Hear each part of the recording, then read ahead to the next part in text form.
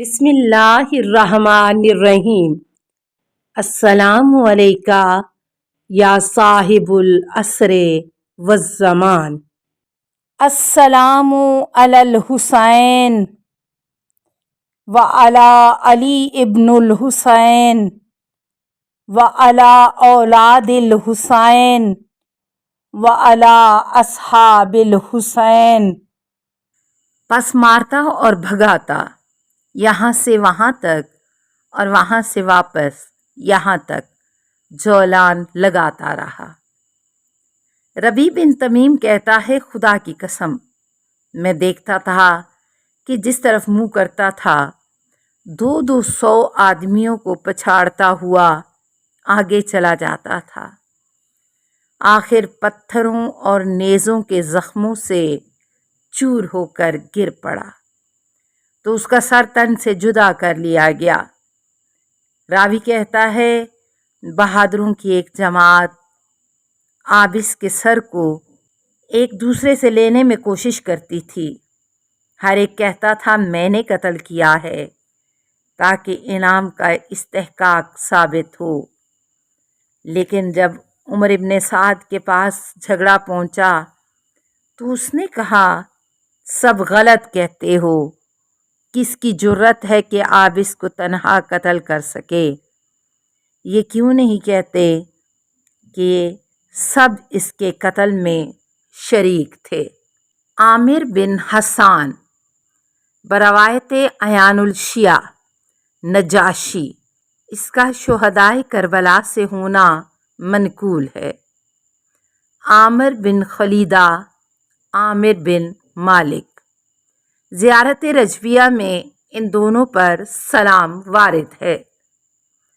عامر بن ابی سلامہ دالانی، ابن زیاد نے زجر بن قیس جعفی کو 500 افراد کا افسر مقرر کر کے کربلا سے کوفہ جانے والے راستوں کی ناکہ بندی پر تعینات کیا تھا تاکہ کوئی شخص امام حسین علیہ السلام کی مدد کے لیے نہ جا سکے۔ لیکن جب عامر بن ابی سلامہ شوق شہادت کے خمار میں سرشار ہو کر نکلا تو زجر بن قیس نے اس کو روکنے کی کوشش کی، لیکن اس شیر پیشہ شجاعت نے ایک ہی حملے میں ان کے حوصلے پست کر دیے۔ پس وارد کربلا ہوا اور روز عاشور درجہ شہادت پر فائز ہوا۔ یہ بزرگوار حضرت امیر المومنین علیہ السلام کے مایہ ناز غلاموں میں سے تھا اور جنگ جمل و صفین و نہروان میں حضرت شاہ ولایت کے ہم رکاب رہا۔ مقتل عبد الرزاق صفحہ 238۔ عامر بن مسلم عبدی، زیارت ناحیہ و رجبیہ میں اس پر سلام وارد ہے۔ یہ شخص بصرہ کا رہنے والا ہے۔ حملہ اولیٰ میں شہید ہوا اور بصرہ سے چند شیعہ امام حسین علیہ السلام سے مکہ میں جا ملے تھے، من جملہ ان کے یہ شخص اور اس کا غلام سالم بھی تھا جس کا ذکر گزر چکا ہے۔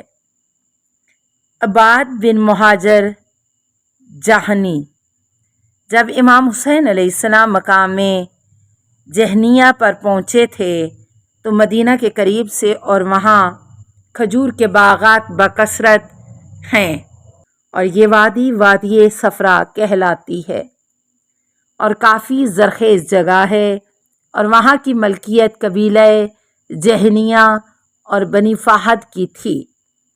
پس یہ عباد وہاں سے امام کے ساتھ ہو گیا تھا، اور جب منزل زبالہ پر مسلم بن عقیل کی موت کی خبر پہنچی تو کافی دیہاتی عرب آپ علیہ السلام کو چھوڑ کر بھاگ گئے تھے، لیکن یہ آخر تک ساتھ رہا اور روز عاشور حملہ اولیٰ میں شہید ہوا۔ عبد الرحمن بن عبد ربہ انصاری صحابی، جناب رسالت مآب صلی اللہ علیہ وآلہ وسلم کے صحابہ میں سے تھا اور حضرت علی علیہ السلام کا تلمیذ رشید تھا۔ اصحابہ میں حدیث غدیر من کنت مولا ہو اسی سے روایت کی گئی ہے۔ اور اسد الغابہ میں مذکور ہے کہ عبد الرحمن نے شہادت دی کہ میں نے یہ حدیث جناب رسالت مآب صلی اللہ علیہ وآلہ وسلم سے اپنے کانوں سے سنی ہے۔ اور اصحابہ میں ہے کہ جب حضرت امیر علیہ السلام نے قسمیہ لوگوں سے فرمایا کہ میرے حق میں یہ حدیث جن جن لوگوں نے اپنے کانوں رسول اللہ صلی اللہ علیہ وآلہ وسلم سے سنی ہے تو کھڑے ہو کر گواہی دو، تو صحابہ میں سے 13 آدمی کھڑے ہوئے، اور ان میں سے ایک یہی عبد الرحمن بن عبد ربہ انصاری تھا۔ یہ عبد الرحمن مکہ سے ہی امام علیہ السلام کے ہم رکاب ہو گیا تھا، روز عاشور حملہ اولا میں شہید ہو گیا تھا۔ نیز یہ وہی عبد الرحمن بن عبد ربہ انصاری ہے جس کا 9 محرم کے دن بریر بن خزیر سے خوش طبعی کی بات پر مکالمہ ہوا، جو کہ بیان ہو چکا ہے۔ عبد الرحمن العرجی صحابی، یہ بزرگوار بھی جناب رسالت مآب صلی اللہ علیہ وآلہ وسلم کے اجلاء میں سے تھا، جیسا کہ کتب رجال میں موجود ہے۔ جب معاویہ کی موت کی خبر کوفہ میں پہنچی اور امام حسین علیہ السلام کو کوفیوں نے دعوت نامے لکھے تو کوفہ کی طرف سے پہلا نامہ پرور یہی عبد الرحمن ارجی تھا، اور قیس بن مسہر بھی اس کے ہمراہ تھا۔ یہ ماہ مبارک رمضان میں مکہ پہنچے اور اس کے بعد پھر یکے بعد دیگرے خطوط لے کر آتے رہے، اور یہ عبد الرحمن مکہ سے امام حسین علیہ السلام کے ہم رکاب رہا، یہاں تک کہ روز عاشور درجہ شہادت پر فائز ہوا۔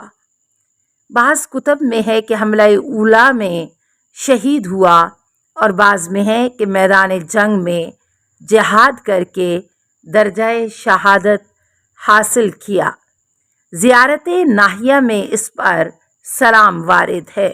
عبد الرحمن الزنی، یہ شخص بھی شہدائے کربلا میں سے شمار کیا گیا ہے، اور روز عاشور میدان میں جا کر اس نے جہاد کیا اور چند ملعونوں کو تحقیق کر کے شہید ہوا۔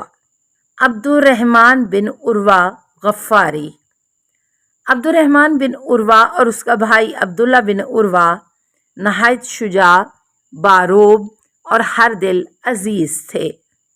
ان کا باپ حضرت امیر علیہ السلام کے صحابہ میں سے تھا، اور جنگ جمل و صفین اور نہروان میں حضرت علی علیہ السلام کے ہم رکاب تھا۔ یہ دونوں بھائی خدمت امام علیہ السلام نے اس وقت پہنچے جب آپ علیہ السلام کربلا میں نزول اجلال فرما چکے تھے۔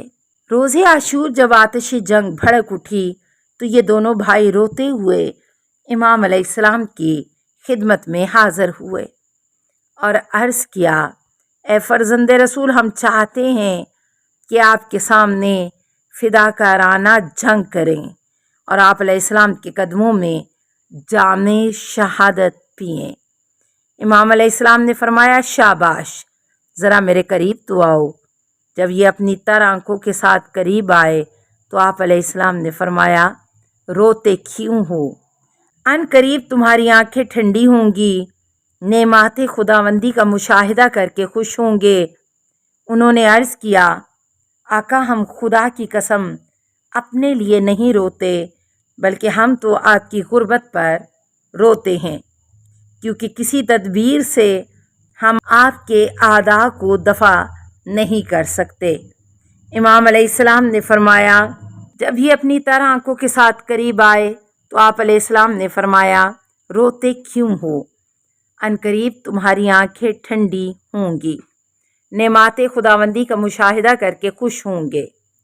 انہوں نے عرض کیا، آقا، ہم خدا کی قسم اپنے لیے نہیں روتے، بلکہ ہم تو آپ کی غربت پر روتے ہیں، کیونکہ کسی تدبیر سے ہم آپ کے اعداء کو دفع نہیں کر سکتے۔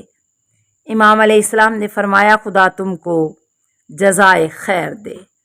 پس امام علیہ السلام سے رخصت ہو کر ایک ہی ساتھ میدان جنگ میں گئے اور رضیہ اشعار اس طرح پڑھتے تھے کہ ایک بھائی ایک مصرع کہتا تھا اور دوسرا بھائی دوسرا مصرع کہتا تھا، یہاں تک کہ دونوں اکٹھے شہید ہوئے۔